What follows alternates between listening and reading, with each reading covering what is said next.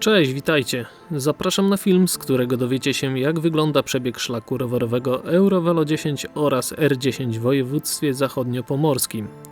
Trasa, którą pokazuję, była aktualna w 2021 roku. Obecnie niektóre fragmenty mogą być zmienione lub zmodernizowane.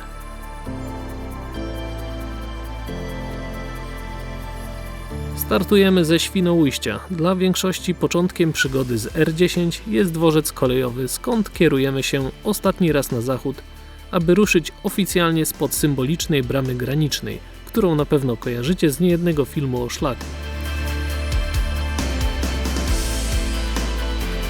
Ruszamy piękną, szeroką drogą rowerową, która później przechodzi w drogę z kostki.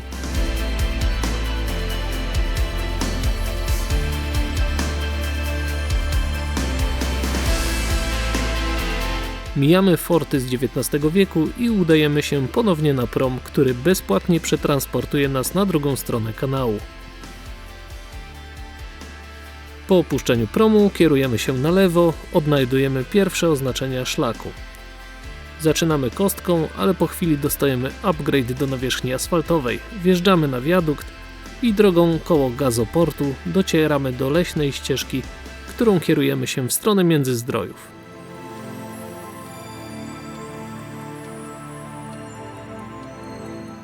Leśną drogą jedzie się całkiem dobrze, jednak w pewnym miejscu jest sporo tłucznia, który zamiast pomóc przeszkadza w jeździe. Po kilku kilometrach szlak kieruje nas bezpośrednio nad morze, gdzie idealna szutrowa ścieżka prowadzi bezpośrednio do Międzyzdrojów.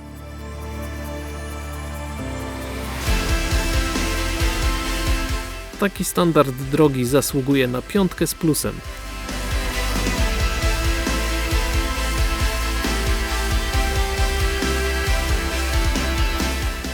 Uwielbiam odcinki, gdzie jedziemy blisko wody i właśnie przed Międzyzdrojami jest ku temu idealna okazja.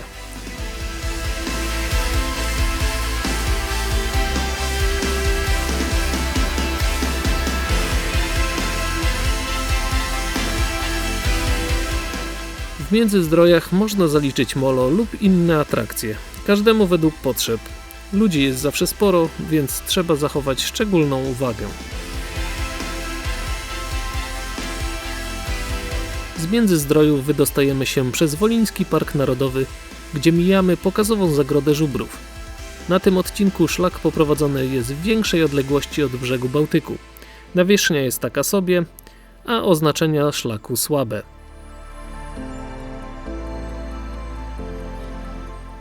Za miejscowością Domysłów nawierzchnia się poprawia i mijając kilka małych miejscowości docieramy do Międzywodzia, gdzie znów możemy jechać równolegle do linii brzegowej.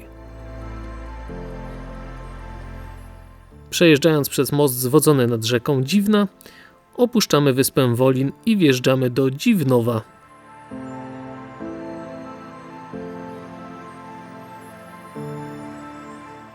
Następna miejscowość to Dziwnówek, za którym ponownie wjeżdżamy na leśne ścieżki. Nawierzchnia jest taka sobie, ale czytałem, że powstaje nowy odcinek drogi rowerowej między Dziwnówkiem a Łukęcinem, więc pewnie będzie można pojechać szybciej, ale czy przyjemniej? Po kilku kilometrach docieramy do Pobierowa, typowo nadmorskiej miejscowości turystycznej, jakich wiele na szlaku Eurovelo 10. Jedziemy w czerwcu, więc nie jest to jeszcze szczyt sezonu, ale i tak już jest sporo turystów.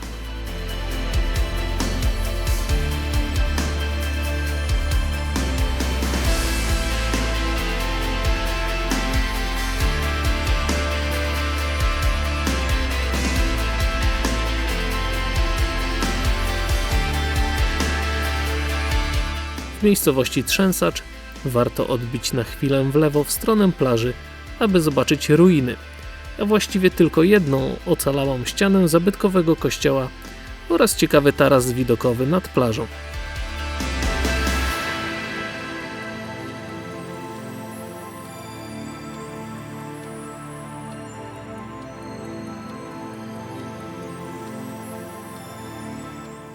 Następna miejscowość na naszej trasie to Rewal z charakterystycznymi, przyjaznymi dla rowerzystów szlabanami.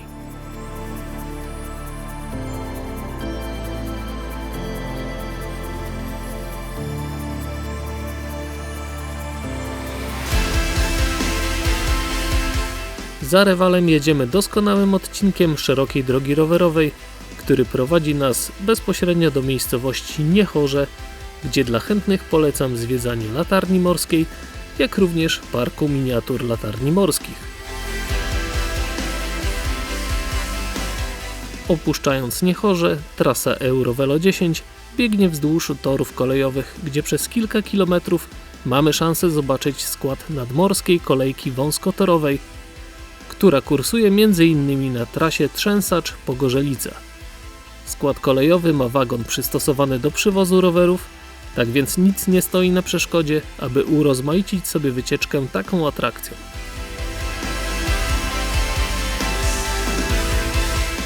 Za Pogorzelicą Eurovelo 10 prowadzi ponownie przez ciekawe odcinki leśne z nawierzchnią szutrową dobrej jakości.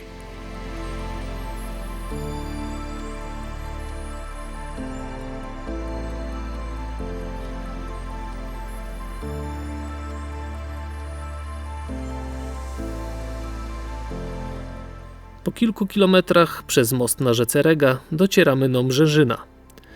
Tu zbaczamy ze szlaku i nabrzeżem portowym robimy mały objazd miejscowości, by zaledwie po około kilometrze powrócić ulicą nadmorską na szlak Eurovelo 10. Opuszczamy Mrzeżyno, mijamy Rogowo i docieramy do Ćwiżyna.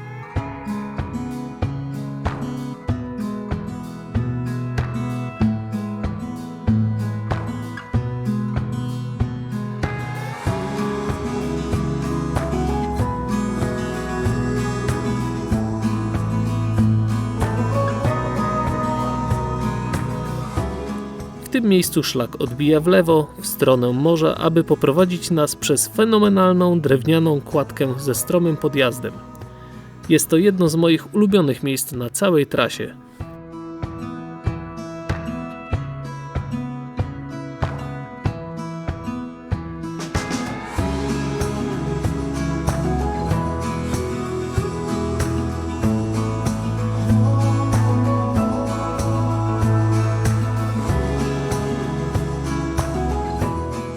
Po wjeździe na szczyt, odsapnięciu, gładkim zjazdem wracamy do drogi rowerowej prowadzącej wzdłuż głównej drogi.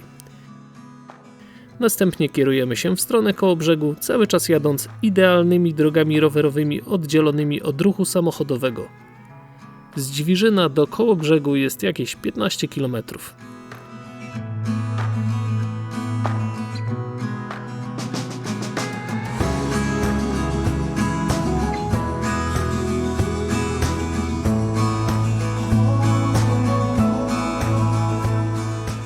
W Kołobrzegu przez most portowy udajemy się w okolice Nabrzeża Portowego i Latarni Morskiej. Nawet przed sezonem w Kołobrzegu jest bardzo dużo turystów, więc poruszanie się po placach, a nawet drogach rowerowych nie jest zbyt komfortowe.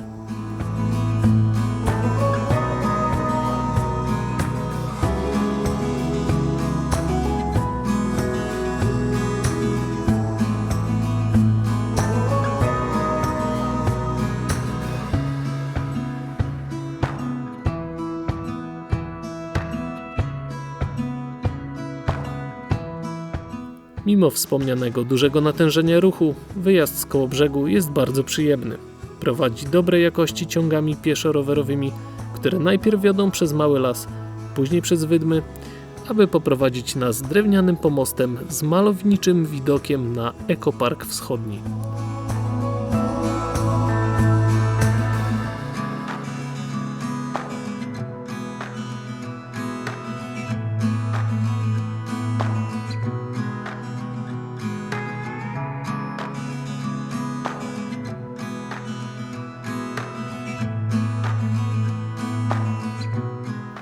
Po drodze mijamy sporo miejsc odpoczynku dla rowerzystów z bardzo dobrą infrastrukturą.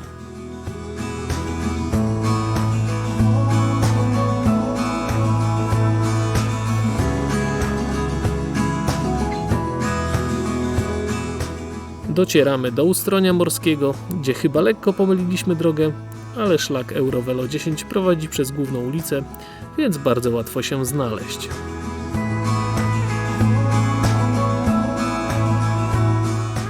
Za Ustroniem, bocznymi i dedykowanymi drogami rowerowymi docieramy do miejscowości Gąski, w której odwiedzamy kolejną latarnię morską na szlaku.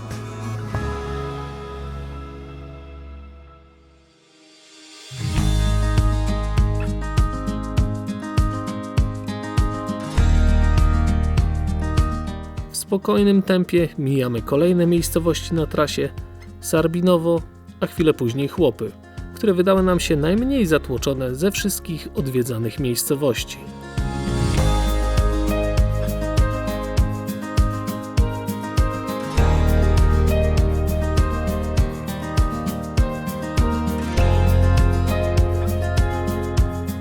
Z Chłopów mamy już blisko do imprezowego Mielna, które tak naprawdę tylko mijamy i przez graniczące z Mielnem Unieście ruszamy w dalszą drogę.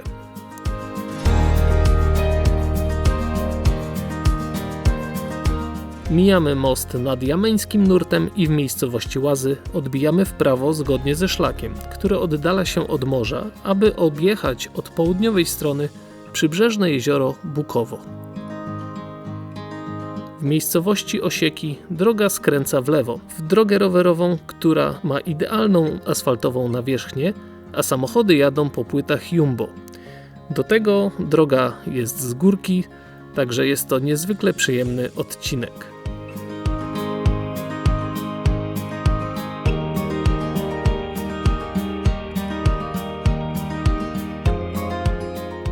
Droga w stronę Bukowa Morskiego jest dość wąska, ale mieszczą się 2 rowery, więc nie ma tragedii.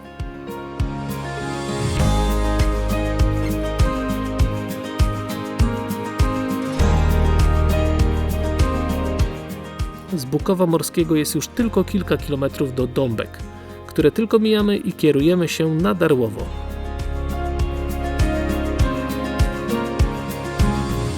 Tutaj ponownie jest bardzo wąska droga rowerowa, 2 rowery z sakwami lub z przyczepką mijają się dosłownie na centymetry. W Darłowie jest trochę jeżdżenia po mieście, ale oznaczenia są idealne i nie trzeba korzystać z nawigacji, aby trzymać się szlaku Eurovelo.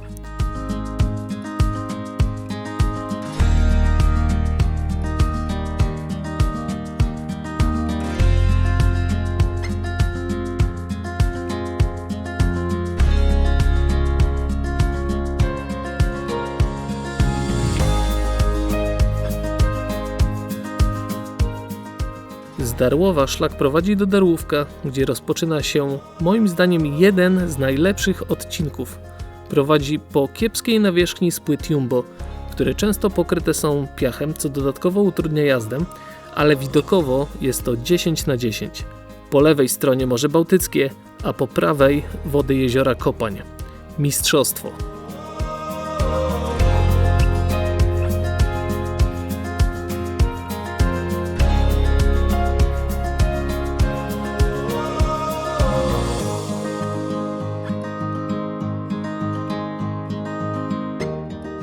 Piękne widoki się kończą, ale w zamian dostajemy lepszą nawierzchnię i po kilku kilometrach docieramy do Jarosławca, gdzie znajduje się kolejna latarnia morska.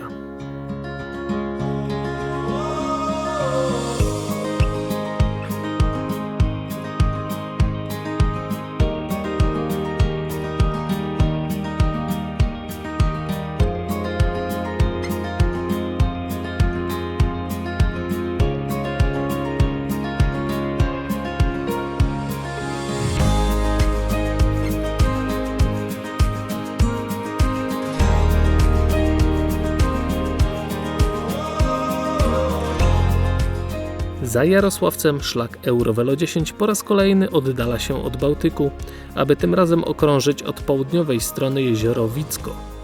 Nawierzchnia jest dobra, jest to miks szutrów i dróg asfaltowych. Mijamy sporo miejscowości na trasie: Jezierzany, Łącko czy Marszewo. Nieuchronnie zbliżamy się do granicy województwa pomorskiego, gdzie stan nawierzchni wymaga jeszcze wielu ulepszeń w stosunku do trasy w zachodniopomorskim. Ale to już raczej opowieść na osobny odcinek. Dziękuję za wspólną jazdę i oglądanie. Mam nadzieję, że oprócz walorów wizualnych film przyda się komuś do planowania trasy. Zachęcam do komentowania, na wszelkie pytania chętnie odpowiem. Pozdrawiam, dzięki za oglądanie i do następnego razu.